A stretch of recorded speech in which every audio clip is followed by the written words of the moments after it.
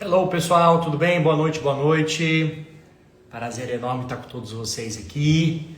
Num horário diferente, temos uma convidada mais do que especial, a doutora Fabiola. Ela já vai entrar aqui. A gente vai fazer um bate-papo muito legal. Afinal, estamos aqui no mês de outubro e mês de outubro é um mês muito importante. E a gente não pode deixar de falar do câncer de mama. E nada melhor do que a gente chamar uma ginecologista, uma parceira minha, que atende na clínica Schunk. E ela, como nunca e como ninguém, sabe muito bem conduzir a saúde da mulher. E esse bate-papo que a gente vai fazer aqui de estilo de vida para prevenção de câncer de mama e alguns cuidados especiais que nós temos que ter as mulheres ao longo da vida. Legal? Vamos entrando, vamos compartilhando essa live aqui com o máximo de pessoas possível. Eu acredito que ela já está na sala, que eu já vi ela aqui, ó. Vamos lá, Fabiola. Adicionar. Cadê você?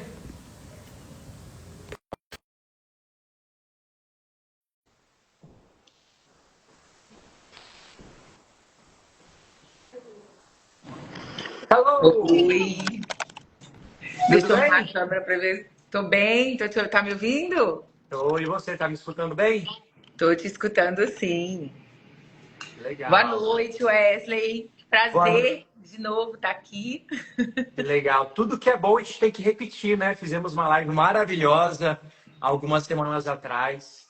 E nada como a gente está falando de um tema que eu adoro, falar da saúde da mulher, né? É um tema Especificamente apaixonante, né? apaixonante. Melhor do que é o que eu costumo dizer, né?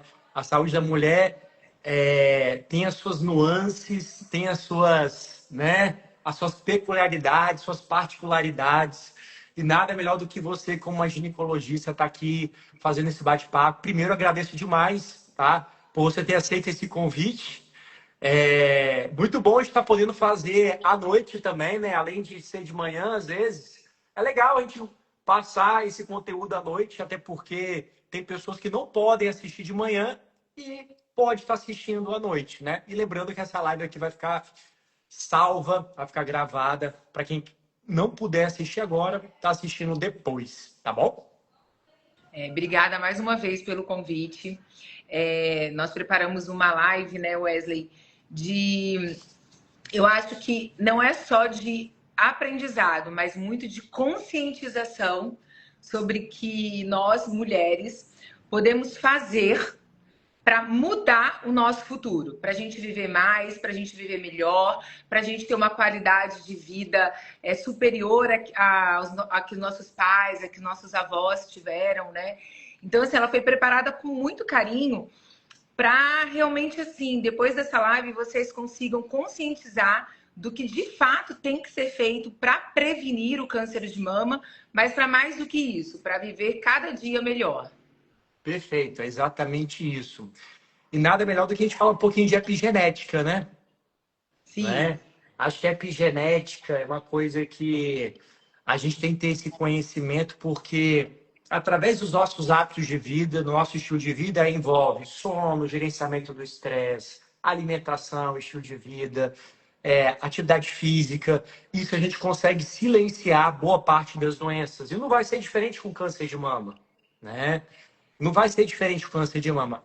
Eu e a Fabiola, nós fizemos uma medicina clássica, tradicional, só que a gente só foi conduzido a simplesmente tratar as doenças, né? Nunca falaram de uma medicina preventiva, nunca falaram ou deram a devida importância de hábitos de vida para a prevenção de doenças. E depois a gente tem essa visão, né, a partir do momento que a gente é ingressado numa nutrologia, numa medicina integrativa, que realmente o foco é em cima da prevenção, o foco é em cima da mudança do estilo de vida.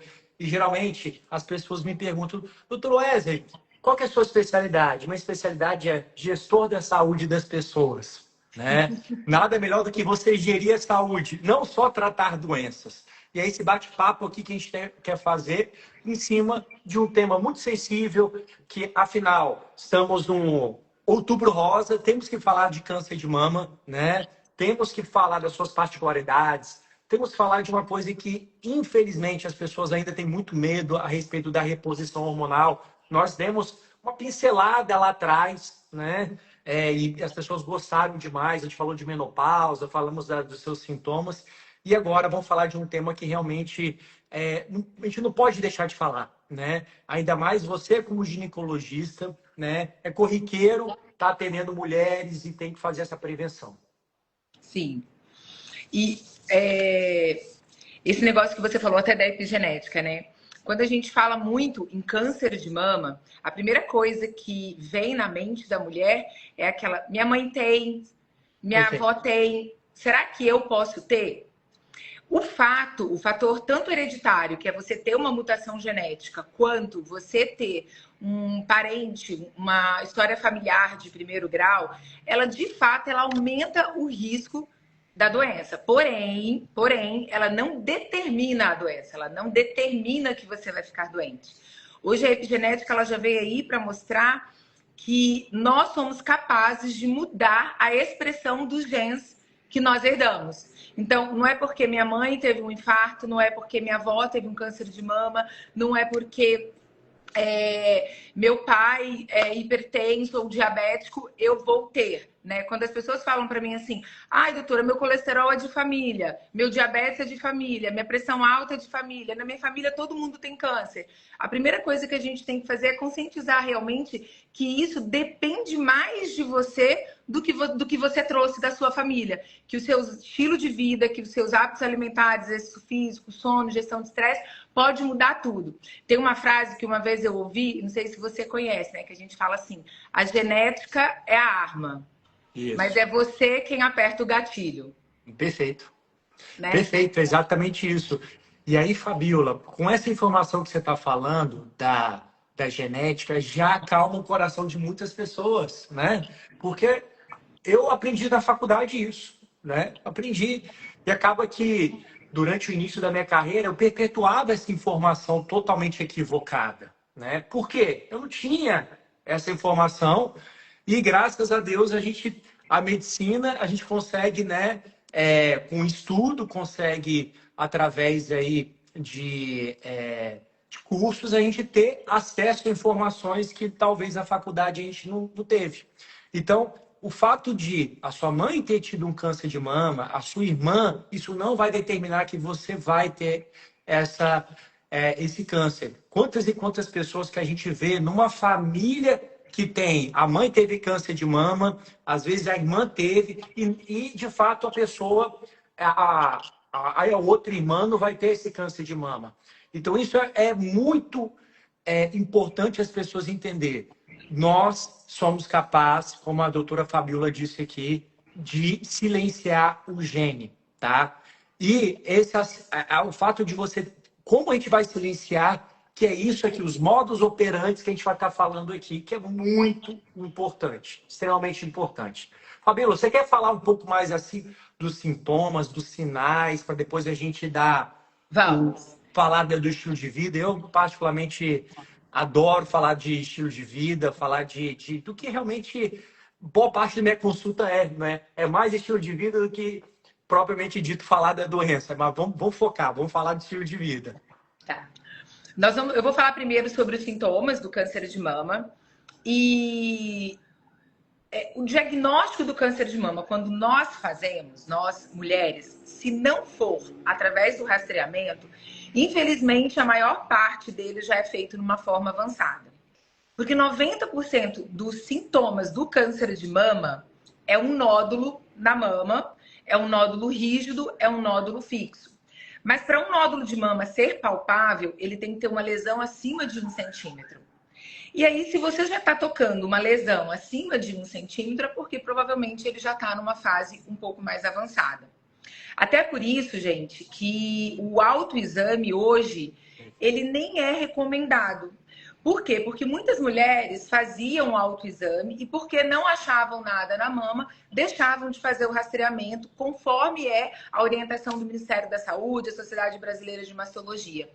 Então, eu não faço meus exames porque quando eu palpo minha mama, nunca senti nada. a gente não recomenda mais a realização do autoexame como um diagnóstico precoce, como um rastreamento para o câncer de mama. O fato de você não sentir não quer dizer que não há nada. E muitas vezes, quando você já sente, é porque você já está com uma lesão avançada. Mas dependendo do tipo de câncer de mama, não é só um nódulo que vai se manifestar, tá? E também, assim, às vezes, alguns nódulos que a gente palpa, principalmente mulheres jovens, são nódulos de fibroadenoma. São até nódulos grandes, mas são nódulos benignos, né? Então, o autoexame, ele também nos confunde um pouco. A ponto que quando esses nódulos são diagnosticados ou na ultrassonografia ou na mamografia, ele já vem com um diagnóstico mais preciso. Então, a gente não fica com aquele medo, né? Então, a primeira coisa que eu queria esclarecer era sobre esse autoexame, tá? Para quem deixa o autoexame como método diagnóstico, método de rastreio, não deve ser feito. Dependendo do tipo de câncer, você vai ter outra manifestação. Um deles, que é o câncer inflamatório, você vai ter uma pele mais vermelha, uma pele esticada, tipo uma casca de laranja, e ela pode ter, inclusive, uma ulceração e uma necrose. Muitas vezes, principalmente em pacientes jovens, você confunde com uma mastite. Olha só. Mas ele é um câncer inflamatório e é uma forma grave do câncer também. Uma outra forma é a gente, às vezes, encontrar nódulos também na axila. Dor não é um sintoma importante para câncer de mama. Então, às vezes, fala, eu quero fazer um monte de exame, minha mama está doendo. Geralmente, a dor mamária, ela está muito relacionada ao ciclo menstrual, né? Então, ela está relacionada ali à oscilação hormonal e não, de fato, a um câncer de mama. Então, dos sintomas que nós podemos sentir, se você quiser ter, qual é o sintoma mais importante? Que 90% das mulheres vão ter, porém, numa forma mais avançada, é um nódulo fixo e endurecido e indolor na mama. Então, os sintomas, eles são esses. Perfeito, Fabiola. E aí, vamos tocar num ponto muito sensível aqui, tá? E que é a questão do rastreio. E quero saber a sua opinião da questão de fazer mamografia, se deve ou não deve, qual que é a sua opinião? Porque, assim, eu já escutei diversos especialistas nessa área e é muito bom a gente ter uma médica com essa visão mais sistêmica, né, que é favorável à reposição hormonal dentro dos seus critérios. A gente falou isso na última live, né, há algumas semanas atrás, a gente falou muito dessa questão da menopausa. E aí, quando que deve se iniciar esse rastreio, certo? Né? E quanto tempo? Qual que é a frequência? Qual é o exame? Qual que é o exame padrão ouro que tem que ser feito, tá? E se existe hoje novas tecnologias para esse rastreio, se tem alta sensibilidade, alta especificidade. Você viu que eu fiz 200 perguntas em uma só. Mas vamos lá, eu vou te relembrando aqui, eu sei que o raciocínio vai fluindo. Não, fique em paz, eu vi. Olha, Wesley, a minha opinião, ela não difere muito da Sociedade Brasileira de Mastologia, tá? Perfeito. Eu até fiz uma revisão se havia alguma novidade sobre isso, mas eu tomei o cuidado de trazer aqui a recomendação da Sociedade Brasileira de Mastologia e aí eu posso trazer também a minha vivência clínica aqui para a gente poder discutir isso. Pela Sociedade Brasileira de Mastologia, a partir dos 40 anos, anual, tá? A gente observa que, assim, não são todos os médicos que, às vezes, colocam ultrassom de mamas juntos. Conversando com os mastologistas, para você aumentar a acurácia do exame, não há por que não fazer o ultrassom com a mamografia, porque, teoricamente, mamas densas, principalmente, você não vai conseguir ver nódulos, tá? Então, mulheres que não amamentaram, que essa mama é bastante densa, não foi substituída por gordura. Então, essas mulheres, elas têm indicação de ultrassom de mama, mas por que não fazer nas outras? Então, a indicação é 40 anos, mamografia anual. Independente do histórico familiar. Não. Aí vou falar do histórico familiar. Quando você tem uma história familiar, você começa aos 30 ou 10 anos antes 10 anos antes da idade da pessoa mais nova que teve câncer de mama. Então, vamos supor. Eu eu tive uma mãe com câncer de mama, aos 50, eu começo aos 30. Agora, eu tenho uma irmã que teve câncer de mama aos 36. Eu começo aos 26. Olha só.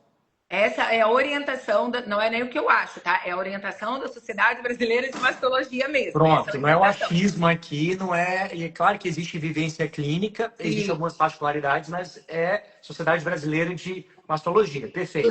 Trouxe as recomendações da Sociedade Brasileira de Mastologia, porque às vezes, né, há essa discussão, uma pessoa falou uma coisa, outra coisa falou outra.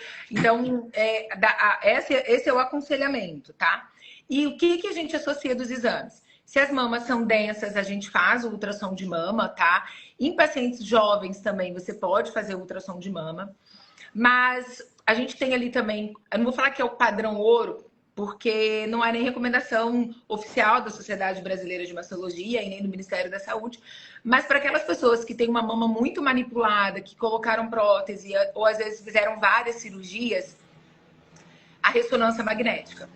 Perfeito. E hoje também, quando eles têm dúvidas, está vindo um novo exame, que é a tomossíntese, mas a gente usa muito pouco. Então, assim, na prática clínica, tá? Rotina, ultrassom de mama e mamografia. Eu sempre procuro ver as imagens e se eu tenho dúvida, a gente vai para ressonância. Sim, Perfeito. gente, eu já peguei paciente com mamografia e ultrassom de mama normal e um diagnóstico de câncer de mama na ressonância.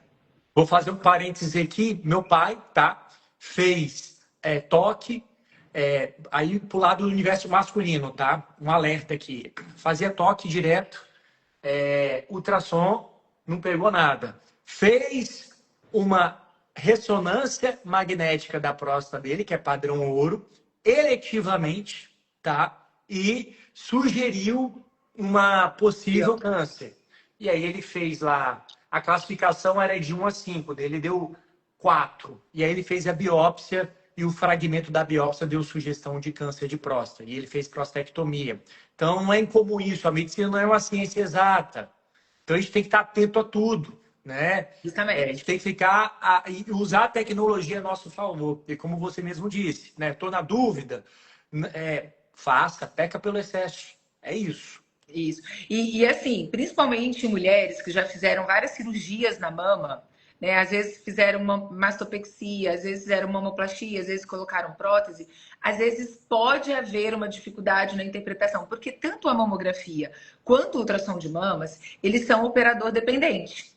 Claro. Né? Então a gente tem que considerar isso. Quem fez esse exame? Será que esse exame fez no tempo certo, do jeito certo? Será que a pessoa deu a importância certa? E porque é difícil, sim, quando a gente pega uma mamografia de uma mama muito manipulada, a gente não consegue ver quase. Eu, pelo menos, não consigo ver quase nada. Eu falo, gente, tá tudo modificado aqui, isso aqui é um nódulo, isso aqui não é. Será que tá tendo sobreposição da imagem? Enfim. Justamente, fibrose, e aí acaba indo para ressonância. A ressonância traz informações pra gente muito mais confiáveis do que a própria mamografia, do que a ultrassom de mamas. Eu não tô falando aqui, tá, gente? Que todo mundo tem que fazer ressonância, tá? Vale a pena discutir com o seu médico, conversar com ele, se a mamografia tá bem feita, se ele tá conseguindo ver todas as informações necessárias. É sobre isso, tá? Perfeito, perfeito. Fabíola, vou colocar uma pimentinha aqui, posso? Pode, lógico. Bom, tem uma linha de médicos, tá? E assim, eu não vou me esconder, não, tá? E não vou me esconder, não. Eu vou dar não meus bois, tá? Assim, você deixou muito claro que a Sociedade Brasileira de Mastologia recomenda fazer, a partir dos 40 anos, anualmente, né, uma mamografia. E a gente sabe que a mamografia é um exame que incomoda um pouco a mulher, que ela está recebendo ali uma quantidade grande de radiação. E aí, como fazer esse equilíbrio, né? Como achar esse ponto? Porque é muito difícil, né? Eu sei que tem que fazer prevenção, eu sei que tem que fazer as imagens, mas também, por outro lado, eu fico preocupado, né? E eu sei que também as mulheres estão aqui, cara, eu estou fazendo todo ano um exame que eu recebo radiação, que eu recebo radiação, que eu recebo radiação, e assim, eu também não quero fazer nenhum alarde, nada disso. Eu também não busquei nenhum estudo para falar se essa mamografia anual aumenta os casos de incidência de câncer de mama. Por quê? Um dos fatores de risco para aumentar é radiação. é a radiação. certo? Tanto Sim. que, né, quando você vai fazer um raio-x, o técnico ele fica atrás de uma parede de chumbo para evitar essa radiação. Então, imagine a mulher todo ano ali fazendo a radiação. E, sinceramente, eu não sei se existe algum estudo que corrobora. Frequência de mamografia para maior incidência de câncer de mama. Por isso que eu coloquei uma pimentinha aqui, né? Mas eu não vou sair, Assim, não. Vou estar junto, tá? não, tá, não, eu vou falar minha opinião. A radiação da mamografia, ela é muito pequena para não justificar o rastreamento anual. Por quê? O câncer de mama, ele é a doença que mais mata, é o câncer que mais mata as mulheres. E já tem evidências que até 2040 nós vamos aumentar em quase 50% o número de câncer de mama, tá? Isso é muito preocupante. Além do que, a gente tem observado, a prevalência tem aumentado em mulheres mais jovens. O problema é que a mortalidade pelo câncer de mama, ela não é pequena. E se nós pensarmos que a radiação poderia causar o câncer de mama, a gente vai focar a nossa conduta, o que aumenta ou o que abaixa a mortalidade. Porque quando a gente foca ali no que a gente está fazendo, isso aqui tem evidência científica que aumenta a mortalidade, isso aqui tem evidência científica que diminui a mortalidade, então sempre vai ser focado na mortalidade. E é até por isso que, por exemplo, eles falam, é o que a gente defende na terapia hormonal. Então, assim, a quantidade de radiação que a mamografia emite é muito pequena para ela ser causa na frequência que ela é feita, porque foi o que a gente falou, se você tem dúvida na mamografia e o ultrassom foi um exame complementar que não te trouxe muita informação, você vai para a ressonância, que teoricamente não tem a radiação igual a da mamografia e não é uma tomografia, né? Porque a tomografia é o que tem muita radiação. Então eu acho que nós, como pacientes, a gente tem que ser muito criterioso, sim, na realização de exames. Uma coisa que, por exemplo, eu vejo que as pessoas banalizam, para colegas até que trabalham em PS, todo mundo que passa com uma dor pede uma tomo. E às vezes não tinha necessidade. Aí sim, é uma radiação extremamente desnecessária, porque às vezes um exame físico bem feito e uma ultrassonografia daria o diagnóstico. Eu percebo isso, Wesley, aqui na Gineco, porque muita gente traz pra gente exames de tomo para avaliar útero e ovário. Eu falo, mas tomo não avalia útero e ovário, é ressonância. Cisto no ovário. Justamente. Entende? Eu pedi uma tomo para ver um cisto, para ver mioma. Eu falo, Jesus. Então, eu acho que, assim, esqueceram da simplicidade, né? Então, eu acho que é sobre isso. Eu acho que a gente não deve tomar radiação, eu acho que a gente deve ser muito criterioso, mas devido ao câncer de mama, ele ser a doença que mais mata as mulheres, assim, é o câncer que mais mata as mulheres, e a incidência dele tá aumentando, principalmente mulheres jovens. Eu não me sinto tranquila e não dá a orientação de fazer o exame anualmente. E assim, na dúvida, a gente vai para ressonância e tudo bem. Mas, na minha opinião, ela tem que continuar assim, fazendo o anual, porque eu preciso reduzir a mortalidade. E eu só reduzo a mortalidade quando eu faço um diagnóstico precoce. Exatamente. Muito bom, Fabiola. Dentro dessa parte da propedêutica, do rastreio, tudo, né? Você falou da ressonância, falou da mamografia. E aproveitando aqui, mulheres, se tiverem alguma dúvida, deixa a sua dúvida que a gente vai estar respondendo aqui ao longo da live, tá? O que você acha, dentro dessa parte de tecnologia, método diagnóstico, o que você acha da termografia, tá? Você tem experiência, você tem uma opinião formada, porque tem uma linha, né, para aquelas dos médicos que embarcam na narrativa de que não vou fazer anualmente a mamografia, porque eu acho que é uma condição que leva a mulher a ter muita radiação na mama, vai optar em fazer a termografia como um método diagnóstico, né? E tem muitos médicos que trabalham com a termografia. Você tem alguma Não, eu experiência? não tenho. Eu não Tá. tenho experiência com a termografia. Nenhuma, Tá. na verdade. Eu acho que nunca nenhuma paciente minha trouxe esse exame até para eu ver, para eu interpretar e te falar sobre, Wesley. Eu realmente não tenho essa experiência com a Legal. Se termografia. alguém que Mas você tem, indicar, distribui aí pra gente. se alguém tiver aqui a experiência, tá? Ou já fez o exame, escreve aqui pra gente, É. tá? Eu já fiz alguns cursos de termografia e tal. É bem bacana, tá? É bem bacana porque ele te traz uma acurácia muito boa, mas o cara tem que ser fera também. É operador dependente, não tem jeito. Como qualquer exame ali, é operador dependente, igual ultrassom, tudo. Então, assim, hoje, alguns médicos que têm essa visão ou essa narrativa de que, não quero fazer todo ano, eu vou ali fazer uma termografia para diminuir essa incidência de raio de radiação, tá? Aí escreveu aqui, ó, doutora, o que fazer quem teve câncer e não pode fazer reposição, engordando muito? A gente vai falar isso na nossa live aqui. Muito boa sua Dá para pergunta, fazer tá? muita coisa que não seja terapia hormonal, viu, dona Maria da Paz? Isso aí, muito bom. Fica aqui que a senhora vai ouvir. Vamos lá, fica até o final. Pessoal, quero a participação de todos vocês aqui, tá? Você falou, né? Aí vamos entrar nessa parte agora, né? De estilo de vida. Você falou, vamos falar de fatores de risco, né? E aí, para mim não é surpresa esse dado que você trouxe, que olha, até 2000, qual o dado vai aumentar a incidência? Ele fala que até 2040 a prevalência vai subir em 47% e principalmente em mulheres jovens. Perfeito. Aí, essa informação é muito crucial para a gente. Por quê? Hoje, o estilo de vida da pessoa, da mulher, é um estilo de vida totalmente errado, equivocado. Fora que obesidade, meu povo, é fator de risco. Vamos falar desses fatores de risco aqui para o câncer de mama, tá? E eu não quero ficar no trivial. A gente sabe, bebida alcoólica, a gente tem que reforçar, bebida alcoólica, tabagismo, tá? Mas o buraco é mais embaixo, né? E dentro dessa parte dos fatores de risco, e a gente já pode puxar para a parte de estilo de vida, Fabiola. Então, primeiro, a gente fica em fator de risco. É alguma condição que a pessoa tem que aumenta a chance dela desenvolver uma determinada doença. Isso é fator de risco, tá?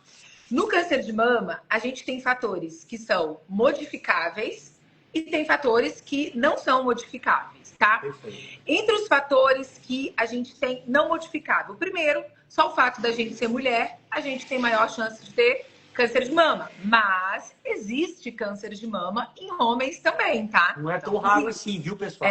Então, porque às vezes a gente acha que é só mulher, é um grande fator de risco sermos mulheres, mas os homens também podem ter câncer de mama. Um outro fator de risco é o próprio envelhecimento, por isso que a gente tem a idade, né? Por isso que a gente encontra em mulheres mais velhas também. O terceiro que a gente falaria é o histórico familiar. Então, se você tem ali mãe, irmã ou múltiplos parênticos com câncer de mama, você aumenta a tua chance, tá? Lembrando que foi o que a gente falou, ele não determina a doença. História familiar é diferente, tá? De hereditariedade, de mutação genética. Então, assim, você pode ter uma história familiar, mas não necessariamente você tem mutação de um gene. Então, aquelas mulheres que têm mutação genética do BRCA1 e BRCA2 também têm um aumento de risco do câncer de mama, tá? E aí é por isso que algumas mulheres, quando tem várias histórias familiares, decidem fazer Teste genético. o teste genético para ver se tem mutação. E caso tenha, ela às vezes opta por tirar a mama e colocar uma prótese, tirar o ovário também. Então, elas tomam essa decisão baseado na alteração genética que elas têm no BRCA1 e BRCA2. Um outro fator que não é modificado, né? Quando a mulher tem uma mama muito densa, e que se ela não... Na verdade, ele é um fator modificável, né? Porque se ela tem uma mama muito densa, mas ela amamentar, daí ela vai acabar substituindo esse tecido mamário por mais glândulas, por mais gorduras e menos glândulas, né? Porque o que vocês têm que entender é que o câncer de mama, ele acontece na glândula, não é na gordura. Então, às vezes a pessoa tem uma mama grande, mas ela tem bastante gordura e não é ali na gordura que vai acontecer, porque eu tenho mais mama, eu vou ter mais câncer, tenho mais chance de ter câncer de mama, não. Ela é uma doença mesmo da glândula. Uma outra história também de câncer de ovário, né? E na família, ou a pessoa mesmo tem uma história de câncer de ovário, a alta exposição à radiação, que você falou, né? Mas aí a gente pode. Esses são modificáveis, porque a alta exposição à radiação a gente pode modificar, né, Wesley? E também meninas que começaram a menstruar antes dos 12. Olha. E entraram na menopausa depois dos 55. Tá, então, esses são os fatores não modificáveis. Eu vou resumir aqui para vocês. O fator genético, né? Você tem mutação do BRCA1 e BRCA2, a história familiar, ser mulher, né? Que a gente falou, o envelhecimento também. Deixa eu ver se faltou algum aqui. O envelhecimento, o histórico pessoal de câncer de ovário e uma menarca, que é a primeira menstruação antes dos 12, e uma menopausa acima dos 55 anos, porque aí você tem uma grande exposição a hormônio durante um grande tempo da sua vida e isso poderia sim aumentar o teu risco do câncer de mama. E aí a gente tem os fatores que a gente pode modificar. Um deles seria a alta densidade mamária, que com a amamentação você protege, principalmente quando você amamenta antes dos 35 anos, tá? Então, quando você amamenta antes dos 35 anos. Outro fator modificável é o uso de pílulas anticoncepcionais. Uma coisa que é bem interessante, né, Wesley, que nós aprendemos, eu aprendi, inclusive, na residência médica e no início da ginecologia, que a gente recebia vários representantes para passar contraceptivo para todo mundo, né? E aí a gente dava aquela pílula para todo mundo, com altos níveis hormonais, e são hormônios sintéticos com vários efeitos colaterais por um longo prazo, né? O que pode, de fato, aumentar o risco de câncer de mama nas mulheres. E na hora de dar terapia hormonal, porque acabou o hormônio, a gente não dá. Então, a gente precisa ter um pouco, a gente precisa perguntar mais, né? Eu falo, não tem respostas certas, existem perguntas certas, né? Não, fantástico. Você falou de pílula, mas outros métodos conceptivos hormonais também pode aumentar a incidência ou não? É um fator? É um fator. O método não é só com o uso do estradiol, tá? As pessoas às vezes falam assim, porque tá usando só progesterona, não tem problema para o câncer de mama. Não. Inclusive, depois a gente pode falar sobre isso, quando você faz terapia hormonal na menopausa, a associação de progesterona com o estradiol, ela eleva mais o risco do que o estradiol isolado. Então, às vezes a pessoa fala, eu dei um anticoncepcional só de progesterona. Não. É contraceptivo hormonal. Contraceptivo hormonal, ele até protege contra câncer de ovário, mas ele aumenta o risco para o câncer de mama. E além de outras coisas, né, gente? Aumenta risco aí da gente ter trombose e tal. Então, a gente tem que ter muito essa avaliação e questionar, né? Porque muitas vezes são os mesmos colegas médicos que condenam a terapia hormonal porque pode dar o câncer de mama, prescreve o contraceptivo na menina com 16, com 18, com 20 anos, por 30, 40 anos, né? Não dá para entender esse raciocínio, né? Não dá para entender esse raciocínio. Mas, enfim, a gente vai estar falando um pouco mais sobre isso aí das terapias hormonais, né? Lembrando que a Fabíola está falando aqui são hormônios sintéticos, tá? E existem os hormônios bioidênticos, no qual eu e ela a gente levanta a bandeira no tratamento aí da menopausa, que não dá para você associar essa reposição de hormônio bioidêntico ao aumento do câncer de mama ou incidência de câncer, tá bom? A gente vai falar sobre isso no final. Olha aqui, fala novamente sobre a reposição hormonal. André, a gente vai falar sobre isso mais pro finalzinho da live. Fica até o final, tá? E os riscos que a gente pode modificar. Então, a gente falou da alta densidade, de não usar o pílula anticoncepcional, exposição à radiação, baixos níveis de vitamina D também. Tá relacionado. E aí, o estilo de vida, né? Obesidade, alimentação ultraprocessada, bebida alcoólica, cigarro, sedentarismo. Tudo é estilo de vida. E é tão interessante, gente, que foi o que eu falei, né? Sobre questionamento. Comecem a fazer perguntas certas. Às vezes, a terapia hormonal feita de uma forma não personalizada e uma pessoa que está obesa, inflamada, que fuma, que não faz atividade física, ela desenvolve um câncer de mama, todo mundo atribui o fator de risco à terapia hormonal, mas não atribui a esses fatores de riscos que potencializam muito mais do que a própria terapia hormonal. Perfeito. Não, a culpa é do hormônio, não é da obesidade, não é do cigarro, Da inflamação, não é do da bebida estilo de vida. alcoólica. Não é. Então a gente tem que começar a questionar, sabe, quando acontece isso, para a gente entender qual o melhor caminho que a gente deve seguir e quem a gente deve ouvir. Porque se uma pessoa fala que você pode tomar, o mesmo colega que te deu contraceptivo a vida inteira, falou para você que você não pode tomar terapia hormonal depois dos 50, existe aí um contrassenso, né? Sim. Além disso, né, a gente falou não ter filhos, não amamentar, deixa eu ver se faltou algum aqui.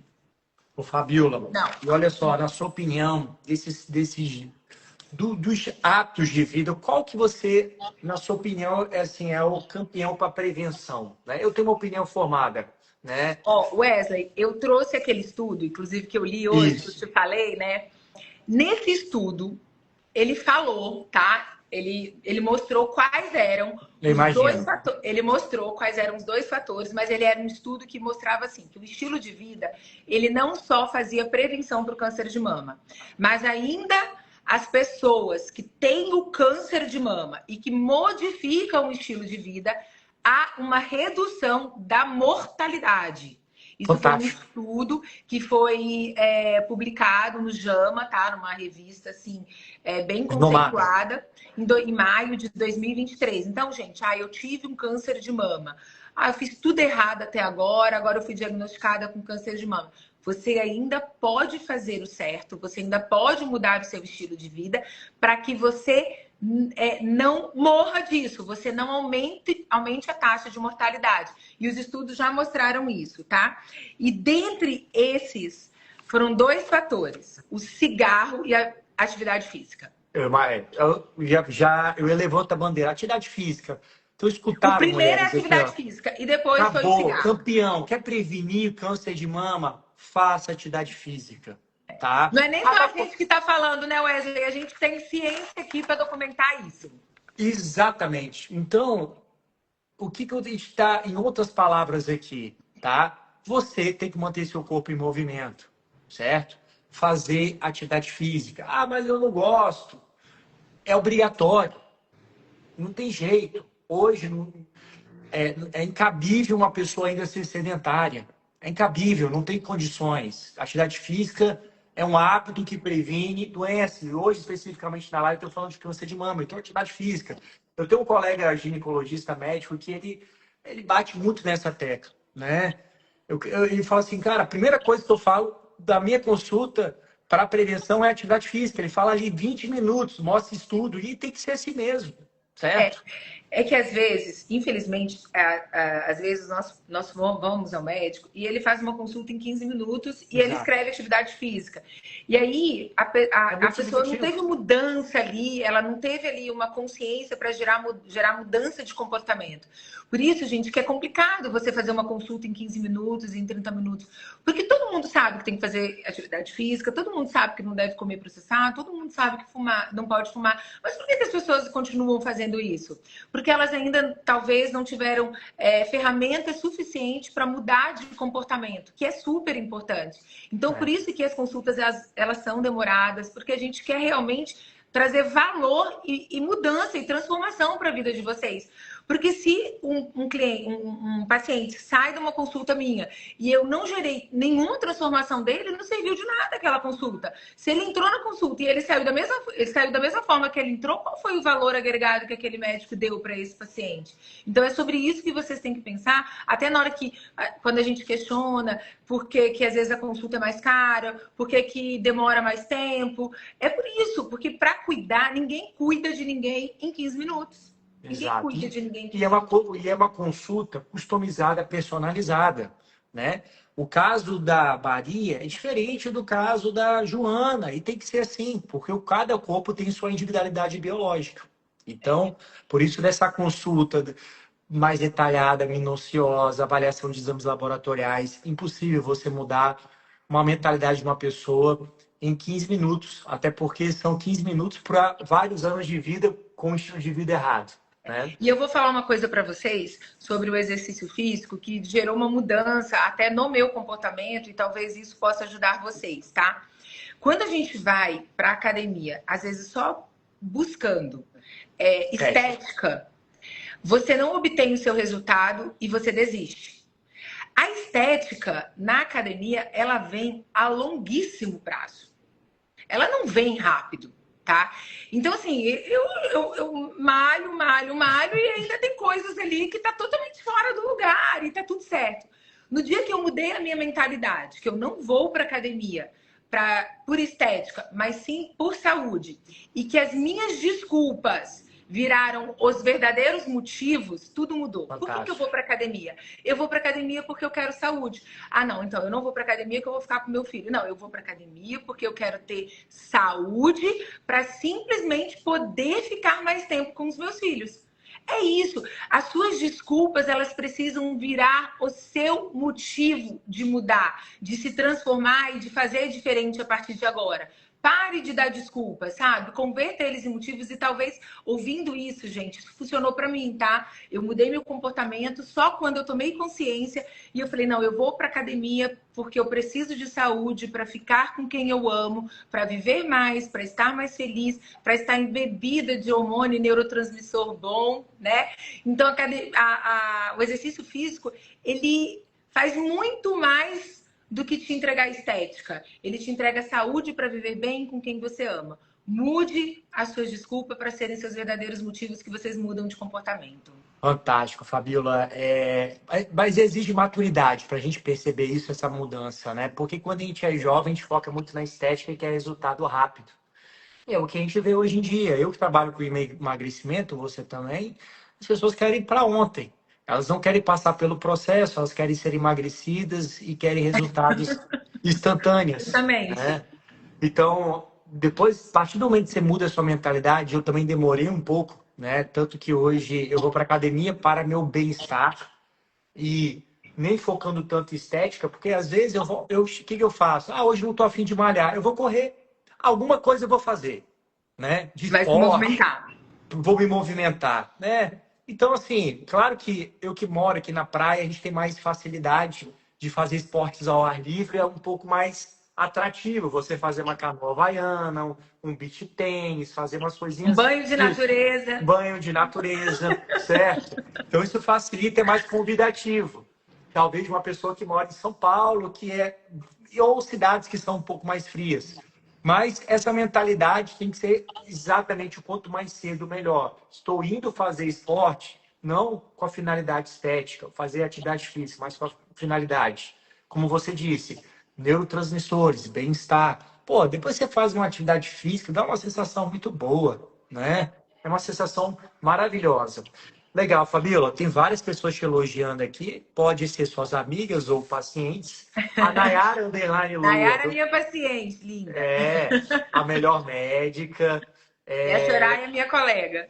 A Soraya, essa colega, que legal, maravilhosa. Colega, muito bom. Obrigado aí pela presença de todos vocês, tá? E vamos lá, dentro desse assunto de estilo de vida, né? Eu acho que também a gente não pode deixar de falar... Só para terminar aquilo que nós estávamos falando sobre para quem já tem câncer de mama, ainda assim, o estilo de vida diminui a mortalidade, ele não só diminui a mortalidade, mas ele também diminui a chance de recidiva. Olha só. Então, gente, se você não mudou até agora, se infelizmente você já conhece alguém ou você vivencia alguém que está tratando um câncer de mama, incentiva essa pessoa a melhorar o estilo de vida dela, que ela diminui a chance dela morrer pelo câncer de mama, além de ter novas recidivas do câncer de mama. Fantástico, fantástico. Fabíola, e aí vamos deixar essa parte agora para o finalzinho de terapias hormonais. Terapia hormonal. A gente tem 15 minutos aqui para a gente abordar esse assunto, né? Eu acho que é um dos assuntos mais polêmicos, é um dos assuntos que mais gera dúvida, um ponto de interrogação na cabeça das mulheres, né? A respeito de terapia hormonal versus câncer de mama, enfim. E é bom te dar uma contextualizada, porque, né, surgiu essa história e até hoje se perpetua isso. Poxa, né? E aí é difícil, uma vez uma verdade estabelecida, é um pouco difícil de você quebrar isso. Leva tempo, né? Mas só que a gente está nessa luta, nessa batalha. Já mudou muito, né? Já Sim. mudou muito. Eu imagino que você, na época de sua residência, meu Deus, né? Na verdade, o estudo saiu, que nós vamos falar agora, ele saiu justamente no ano que eu me formei. Eu me formei em Olha isso. 2002. Então, quando eu saí e entrei na residência, veio que esse estudo veio com tudo.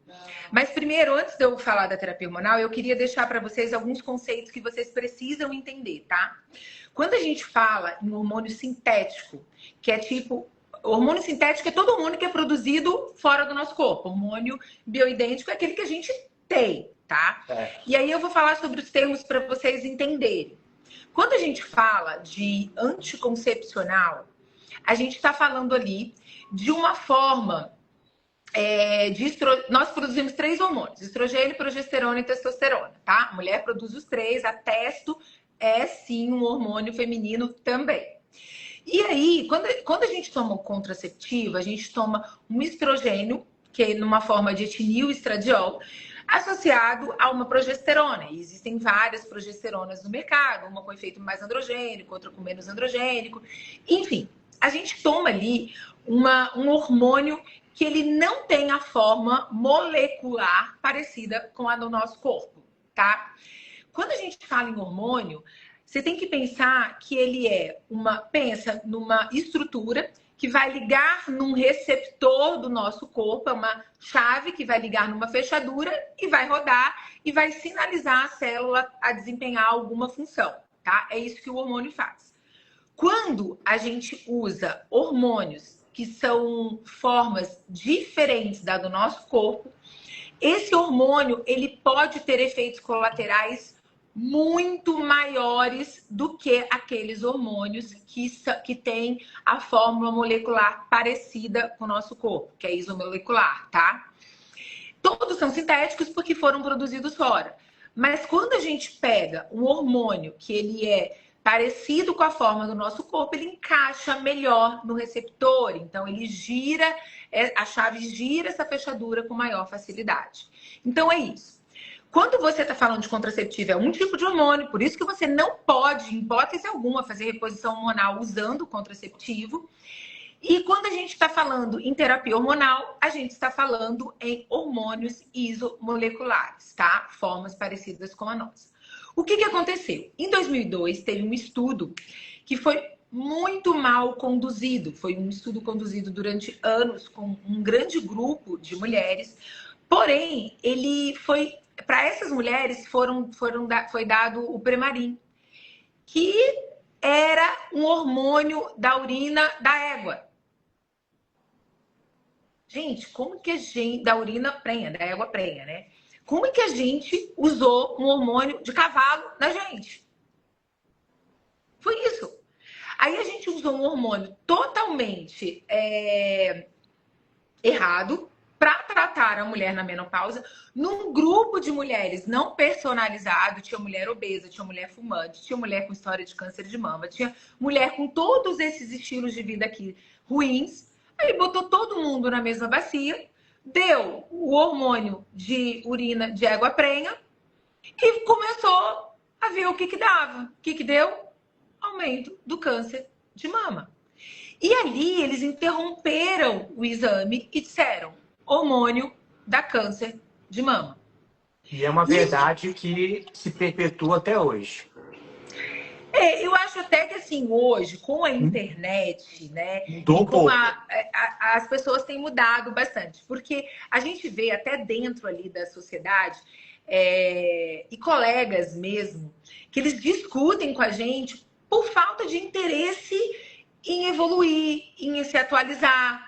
E aí é mais fácil, que dá trabalho falar para paciente, dá trabalho você falar para paciente, tipo assim, olha, você tem que personalizar, você tem que tomar esse hormônio aqui. Ah, se ela tiver câncer de mama, ela vai me culpar. Então a pessoa, às vezes o colega não quer ter o trabalho nem de orientar. Então é mais fácil ele dizer para ela assim: ah, dá câncer. E eu tive uma discussão há pouco tempo com uma colega sobre isso. E eu até falei para ela assim: olha, tá tudo certo você não concordar, tá? E você não fazer. Eu falei isso para ela, tá tudo certo, você tem esse direito de não concordar e não prescrever. Só não implanta no paciente a sua crença, porque você vai deixar de beneficiá-lo e procurar aquilo que vai fazer diferença na vida dele. Então, se você não quer prescrever, se você não quer estudar sobre isso, sabe o que Indica para você outro colega. fala para ele? Eu não faço, só não fala. Isso. Dá câncer. Exato. Não prejudica. Eu falo, gente, a gente pode até não fazer o bem, mas a gente tem obrigação de não fazer o mal. Cara, e só as mulheres da menopausa sabem o quanto que é aterrorizante os sintomas, como é que é realmente depletório para a mulher passar por essa fase. Em Sim. vários sentidos, né? A gente até fez a live há um tempo atrás, né? E aí, muda tudo, gente. Muda o casamento, porque essa mulher, ela vai estar mais feliz em casa, ela vai estar com uma libido melhor, ela vai ter um sono melhor. Uma mulher que não dorme na menopausa, no climatério, essa mulher acorda cansada. O sono é um dos e a pilares. irritabilidade, mudança de humor, depressão, a mulher às Come vezes mais, né, Wesley? Vai engordar, porque não come direito. E aí a pessoa está depressiva, alteração de humor, cai no psiquiatra e toma antidepressivo e de fato é uma condição hormonal, não é nem de neurotransmissor assim, especificamente. Justamente. E aí, obviamente, a gente tem que ter essa visão. Né? E às vezes ela sai de lá com remédio para emagrecer, com remédio para dormir, com remédio para aumentar a libido, com remédio para queda de cabelo, com remédio para o sono. E às vezes, se você simplesmente ajustasse ali a terapia hormonal dela, a dose hormonal dela, essa mulher seria outra. Gente, quando a gente fala em terapia hormonal na menopausa, a gente não está falando em dar algo a mais. A gente está repondo o que acabou. É isso, a gente parou de produzir. Amiga, você não tem mais de onde vir. Não tem de onde vir. Se você simplesmente não fizer a sua manutenção... E assim, eu defendo, tá? Se você não tem contraindicação, você tem indicação. Ah, não, eu não tô sentindo nada. Não, não é só sobre sentir. É sobre proteção de doença cardiovascular, é sobre proteção de Alzheimer, é sobre sabe?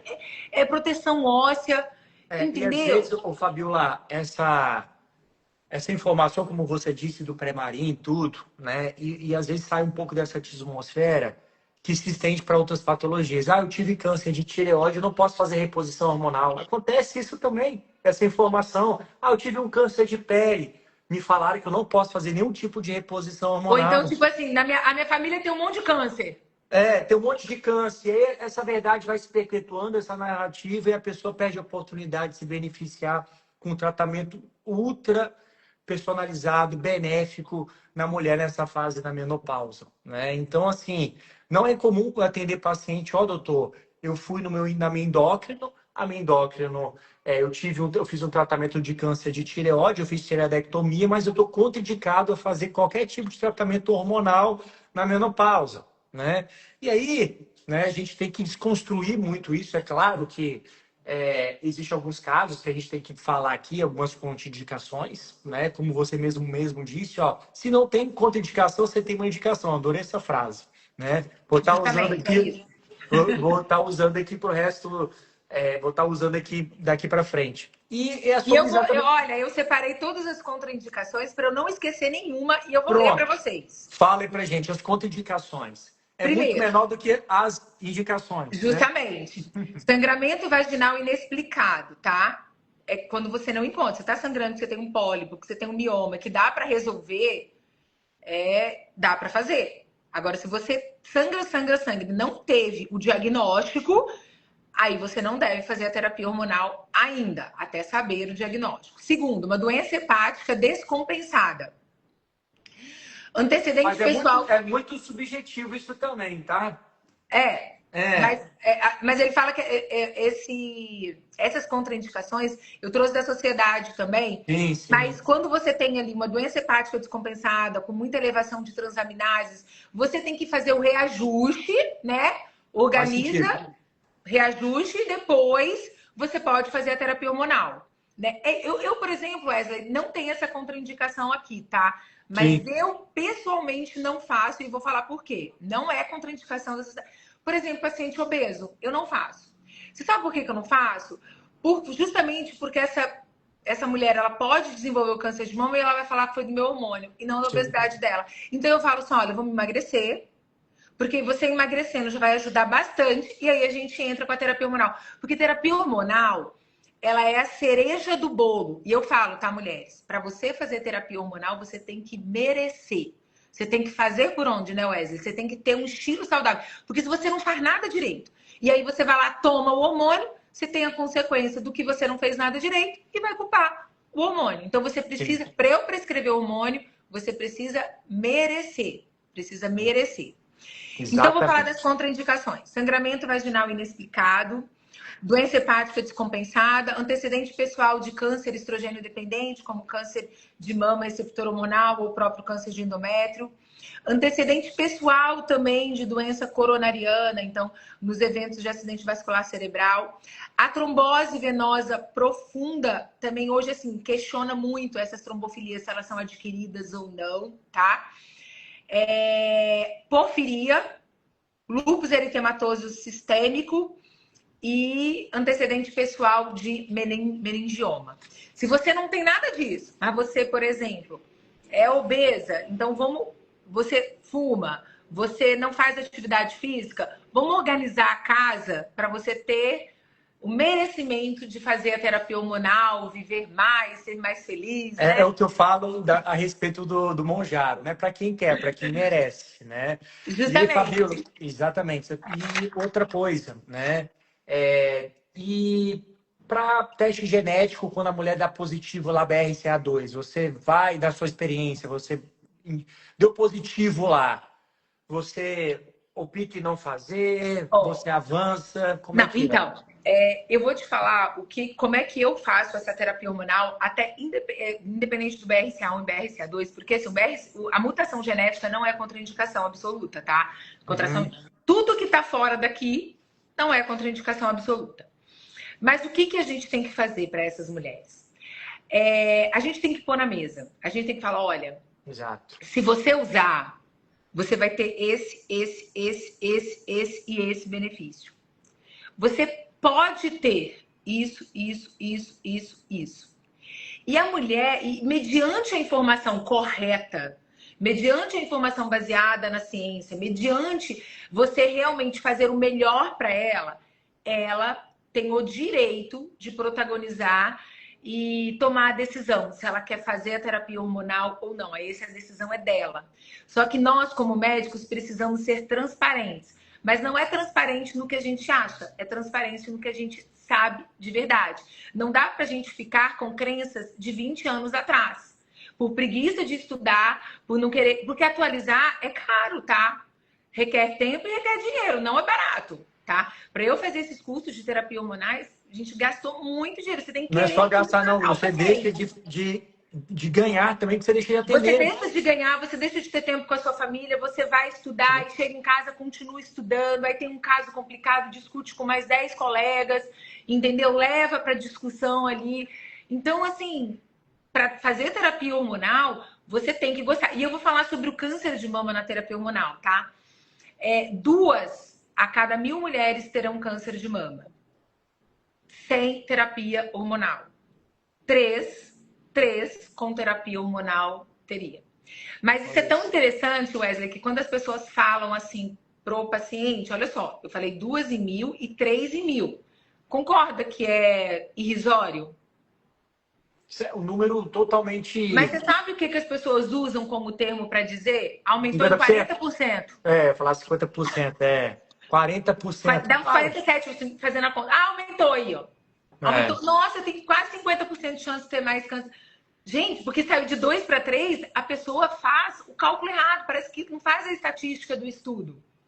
Esse é o maior problema. É fácil vender isso, né? Essa narrativa. É muito fácil de vender e criar um alarde, né? Muito bom, Fabiola. E aí a gente falou de estilo de vida e tal, e da sua prática, assim, tá? Eu vou falar um pouco da minha, para a gente encerrar. Eu sei que você gosta muito da terapia de hormônios bioidênticos na forma transdérmica. A gente falou isso, tá? Inclusive, essa live tá salva. Tá salva. Então, a gente falou muito de menopausa, reposição hormonal. A gente falou de chip da beleza, que é um nome pejorativo, né? O nome O implante hormonal, que é uma via diferente, mas dentro da parte da suplementação da saúde da mulher, com foco na prevenção de câncer de mama, qual suplemento que é imprescindível? Claro, vitamina D, a gente falou que é um fator de risco, né? É, Vitamina D baixa é um fator de risco, mas qual o suplemento ali que você inclui dentro desse processo junto com mudança de estilo de vida? geralmente, assim, Wesley, né, lógico que é individualizado, baseado em exames, né? Isso, Mas a gente faz a suplementação, geralmente, do ômega, fazemos do magnésio, da vitamina D. isso. E É, lembrando, pessoal, ômega, saúde cardiovascular, cada mulher na menopausa, o risco é maior se não fizer a reposição. Vitamina D e magnésio, importante para a osteoporose, que é uma condição também quando você não faz uma reposição adequada, aumenta inúmeras vezes o risco de osteoporose, osteopenia. Que mais? e eu amo também a coenzima Q10. Não sei se você faz Coenzima mais alguma Q10. coisa. Eu gosto. Não, fantástico. Você já ouviu falar do Indol 3-Carbinol ou DIN, né? Já ouviu falar? Não, não. O DIN, que é o Indol 3-Carbinol e o DIN, D-I-N, tá? O DIN, Tá, depois você dá uma vou pesquisada. pesquisar. Ele é oriundo das brássicas, do brócolis, da couve-flor. É um suplemento que nós, que somos da linha integrativa, eu prescrevo muito associado, porque ele diminui bastante, tá? Ele é como se fosse um silenciador ali do gene do câncer de mama. O DIN, chama DIN, Sim, eu D-I-N, já anotei, vou olhar. tá? De 100 a 200 miligramas. É como se ele fizesse um detox do estrogênio, em linhas gerais, estrogênio patológico para o desenvolvimento de câncer de mama, tá? Ele faz uma espécie de desintoxicação. Então, o DIN eu prescrevo bastante, associado com a indicação de terapias bioidênticas. Eu sempre coloco um DIN que ele faz essa modulação aí da parte do estrogênio da mulher. E isso que você. Que uma das suplementações que hoje também eu faço é o Guardian, né, para microbiota. Pro intestino. Porque a gente sabe, gente, que dependendo da sua microbiota, o estrogênio que chega lá, ele pode ser metabolizado numa uma forma boa, estrona, ou ele pode ser metabolizado para uma forma ruim. Então, você ter uma microbiota intestinal saudável faz até diferença no que esse estradiol que você está suplementando vai virar. Exatamente, com certeza. Intestino hoje é peça-chave para tudo, né? Ó, o pessoal perguntou aqui, DIN, D-I-N, tá? De 100 a 200 miligramas. Lembrando, pessoal, tomei DIN, acabou, tô protegido, eu não vou ter... Não, não é isso, tá? Pelo amor de Deus, tá? É dentro de um contexto que a gente está falando de... É melhor você fazer atividade física do que tomar DIN, tá bom? Fechou? Tá? Então, porque as pessoas, tá? Elas querem a pílula mágica e tal, não é assim, né? É a atividade física que diminui, tá? Atividade física está documentado tudo que realmente, ó, você tem que ser refém disso, tá bom? Isso. Então, assim, ômega, vitamina D, então você tem que manter níveis de vitamina D acima de 50, o ômega 3 de boa qualidade, uma coenzima Q10 lipossomada para uma boa absorção, lembrando que essas coenzimas, boa parte da coenzima via oral você não absorve, eu gosto de ver coenzima sublingual ou em gotas lipossomadas ou intramuscular, que eu faço muito na clínica. Magnésio na forma quelada e fazer um blend, magnésio taurato, citrato, dimalato, treonato, fazer um blend.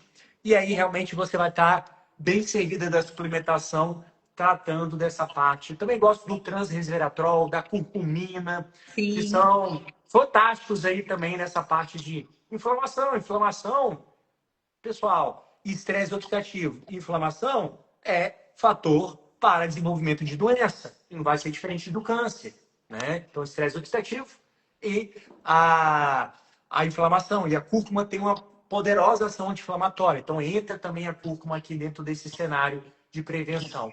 Tá bom? E é isso aí. Muito Eu bom. queria finalizar, Wesley. Você sabe que eu Claro. adoro, né? Depois do meu coach, eu sempre trago mensagens. Por favor. Gente, Traga eu sua queria falar uma mensagem de coisa valor. para vocês, que assim, foi o que eu falei. Eu espero que quando acabar essa live, a gente possa realmente ter transformado vocês um pouquinho, sabe? Que vocês, depois dessa live amanhã, tenham pelo menos uma consciência para iniciar uma mudança. Não foca lá no topo da escada, foca no degrau, no primeiro degrauzinho, sabe? Divide ali em etapas do que você pode mudar. Não tenta fazer tudo ao mesmo tempo, porque senão você acaba desistindo. E aí, eu trouxe uma frase aqui para vocês. Cada escolha e cada ação da nossa saúde, ela é uma semente que a gente planta. E essa semente, ela pode florescer, traduzindo em saúde ou doença. E se nossa vida e nossa saúde é resultado de nossas decisões, por que nós estamos decidindo tudo no piloto automático? Fantástico. Então fica essa pergunta para vocês fazerem. A semente que vocês estão plantando agora é a lei da semeadura, não tem falha. Vocês vão colher daqui 5, daqui 10, daqui 20 ou daqui 30 anos. O que vocês estão plantando agora no seu corpo, vocês vão colher, só que aí vocês que vão decidir se vocês querem colher saúde ou se vocês querem colher doença. Perfeito, Fabiola. E só para a gente fechar com chave de ouro aqui, além dessa mensagem que você diz, né? Fantástica, porque eu vejo que as pessoas elas entram no piloto automático da vida, acorda, já fica naquilo ali, né? Elas nem pensam o que elas estão fazendo, elas só não fazem. sabe o que está fazendo, não tem um propósito de, por que eu estou fazendo isso? Igual você falou da atividade física, né? Eu faço atividade física não é para estética, mas é para prevenção, né? E aí, Fabiola, eu queria que, além de você deixar essa mensagem, falasse quando você vem aqui para o Espírito Santo, porque as mulheres aqui estão... Eu vou dia 7 de novembro. Estão loucas aqui, todo mundo te elogiando, tá? Não, nós vamos dia mulher 7 de novembro. com 7 mulher. de novembro eu tô aí. Tá. Já tá com passagem comprada, tudo certo. Legal, muito bom, Fabiola. É que, infelizmente, né, eu tive alguns problemas de saúde da minha mãe, e Ela aí tá eu bem? tive que cancelar. Ela tá bem, levou alta da UTI, voltou para a clínica de transição, e se Deus quiser, em breve ela já vai estar melhor ainda. Maravilha, que bom, Fabiola. Bom demais ter a sua presença aqui. Gratidão, muito obrigado mesmo. Trouxe uma clareza. Obrigada a você, Wesley, pela oportunidade. E obrigada a vocês por terem ouvido a gente, viu? Obrigada mesmo por terem ficado com a gente esse tempo. Muito bom. Um grande beijo para vocês. Teremos outras, tá? Beijo. Tchau, tchau. Fica com Deus. Ótima noite. Tchau, pessoal. Obrigada, igualmente.